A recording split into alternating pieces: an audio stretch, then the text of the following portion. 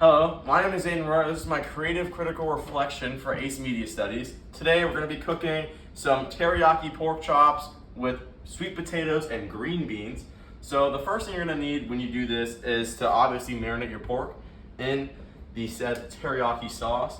So to start off, you're going to put all 4 of your pork chops in a Ziploc bag will work perfectly fine. You're going to go ahead and do that, and then you're going to pour your teriyaki sauce inside of the bag with it. So go ahead and start with that. After you wash your hands, you can go ahead and start putting your pork in your Ziploc bag.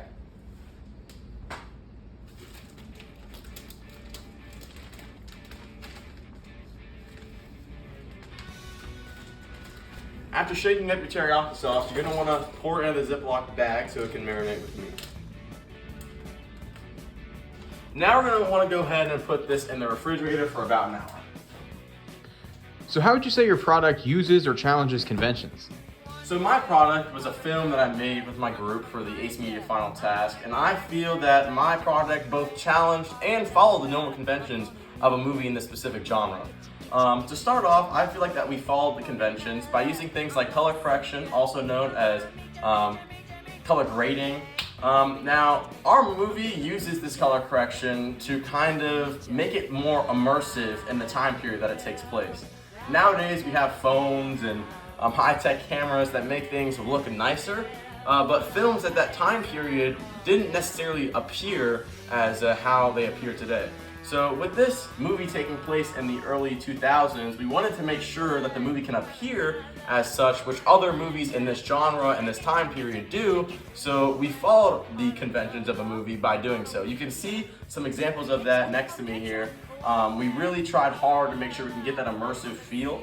Some other things that we did that follow the conventions of a normal movie in this genre are putting title cards and putting the title cards in a way that immerse the viewer into the movie and still be able to watch the credits for the movie. So you can see other examples of that as shown here on the screen.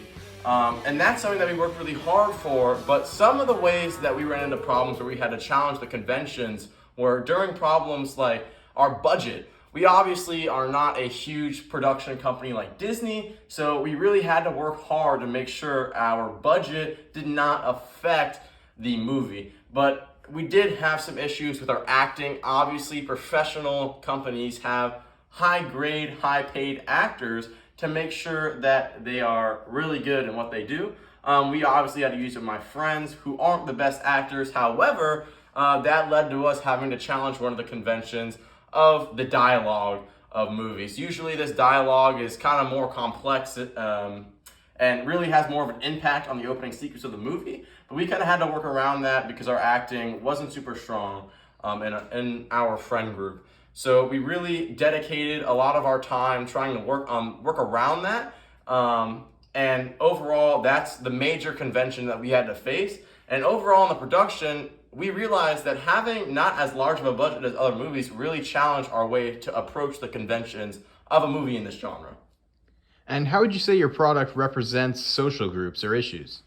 My product represents social groups and issues because it's about a teenager trying to meet the criteria that is assigned to him by his schools and fulfill the normal duties as a teenager, while at the same time having to fulfill those tasks that he wants to do in his heart. Me, for example, I love to cook. Cooking is one of my favorite things to do in my free time. However, I have to balance that with school and life. So the social demographic or social group that we're trying to find here is those teenagers that really are having a hard time being able to balance their real life and their work life in school. So it targets social groups by kind of being relatable to those younger groups and hopefully attracting those of the youth to be more interested in our movie. All right, now what we're gonna wanna do is rinse off these potatoes as we're gonna be having this as one of our sides on the pork. So first thing you're gonna do, obviously when you cut a potato, is you're gonna wanna rinse it off first. So actually, before I do this, let me get a paper towel out so that I can have something to put these on after I'm finished. So we're gonna go ahead and grab one of these, just rinse it off. Make sure that it just gets that, outer layer that, might have been somewhere that you don't want it to be. Make sure you just get it nice and clean. And that should be about good. they're just gonna make sure that's nice, and I'm gonna do these other 2 off camera, and we'll be right back. Now, after you wash your other potatoes, and you're gonna wanna get out a cutting board and a chef's knife, as seen here, and you're gonna wanna dice these into cubes. So I'm gonna show you guys how to do that with the first one, and then I'll do the other ones off camera. So you're gonna wanna cut this into 4ths first. So we'll go ahead and start by doing this. It doesn't have to be perfect. You just wanna make sure that you get the ability to get it into cubes. And then you're gonna want to kind of dice this up into smaller ones. So once you finish cutting your potatoes, you're gonna wanna have your oven ready at 400 degrees and at least 1 pan to oil these potatoes and get them in the oven. So now we're gonna wanna take these potatoes and put them in our pan that you've either degreased or is non-stick. We're just gonna slide them all in there. And then we're gonna wanna grab some olive oil and oil these up so they can taste good. So we're gonna be using some cooking olive oil. It's just what I have. And we're gonna just pour it on here. Use the 2-finger technique to just pour it on here and make sure they get nice and cover that oil. So now you're gonna wanna have your oven on 400 degrees and go ahead and put your oiled potatoes in there.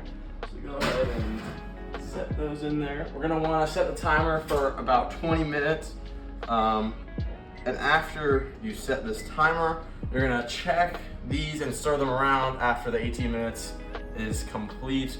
And then you're gonna put them in for another additional 20 minutes to season and obviously eat them and enjoy them. So we're gonna go ahead and wait on that, and then we're gonna go ahead and start our next topic. So how does your product engage with audiences? So my product engaged with audiences through its relatability. My project or product was really relatable towards the younger demographic. As a younger person myself, I was really able to kind of reach that target or that feeling of relatability for the audience and entice that audience. Our production was about a teenager. You can see here and these clips that he's getting ready for school, and he's getting ready for his day.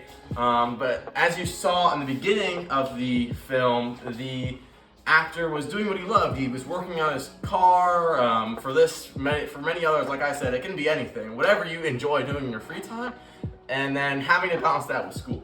So really, by being so relatable and by being kind of down to earth, I feel that our movie can reach our audiences because people can relate to what it's like. And being able to view something that so accurately describes what their life is like may be enticing to a viewer, or maybe enticing to many people. And by having that sort of down-to-earth feel for the movie, more people are gonna be interested, and not necessarily just younger people, maybe older people who are trying to learn more about teenagers, maybe people who, therapists, teachers who are trying to learn more about kind of what the teenagers experience and get kind of more of a feel of how that might work for teenagers. And how would this product be distributed if it were a Real Media text? So, like I said, this movie, as a Real Media text, would have to be distributed to mainly our younger demographic of people in the audience, as that's who it's going to be most relatable to. And nowadays, the most popular way of spreading a movie or something along those lines is through social media, commercials, and brand deals. Now, I'm a child, so I can't do brand deals, but taking it into account and my personal experience, having a brand deal would basically be like me telling my friend to tell another friend to tell another friend to tell another friend about my movie. So that kind of would be our in-house synergy of what's going on in our production company of JZK Squared.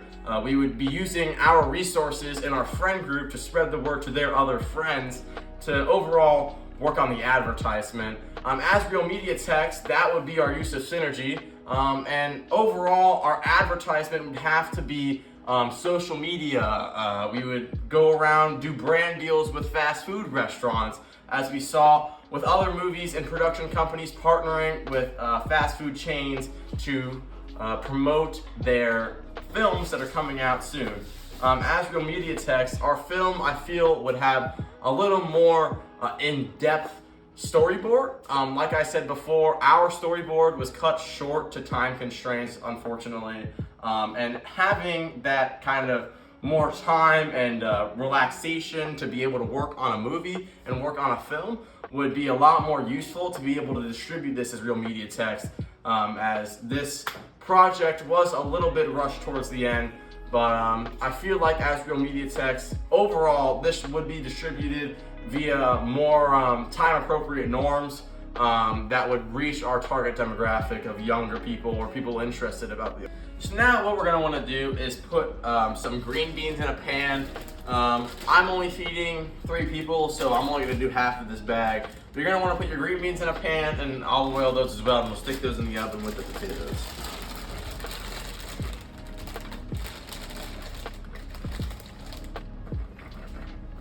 Just enough to cover the bottom of the pan for me here. Should be. Now our green beans are in the oven, and we can go ahead and continue with our next part. How did your production skills develop throughout this project? So my production skills, in my opinion, developed drastically from the beginning of my product. To start off, my color grading or color correction skills, as you would refer to, they increased dramatically during the process of filming and editing my project. In the first music video and commercial, I attempted to do this in a way that would help immerse the audience into the film that they were viewing. But it proved to be an issue to me with using preset things given to me by the editing tool that I use.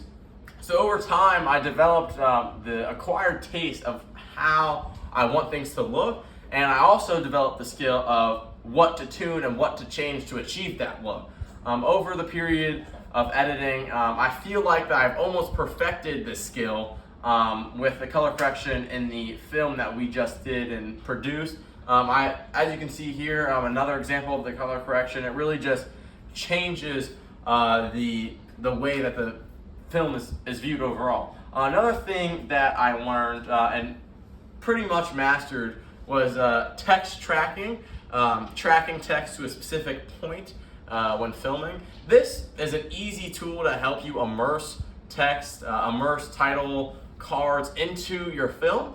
As you can see here, we immersed our title oil to bolt on just a little tool rack that shows the title of the movie and really immerses the audience into what the title of the movie is. Now it's time to take out our marinated pork and go ahead and put that in a lightly oiled pan to make sure that it doesn't stick. All of our meat.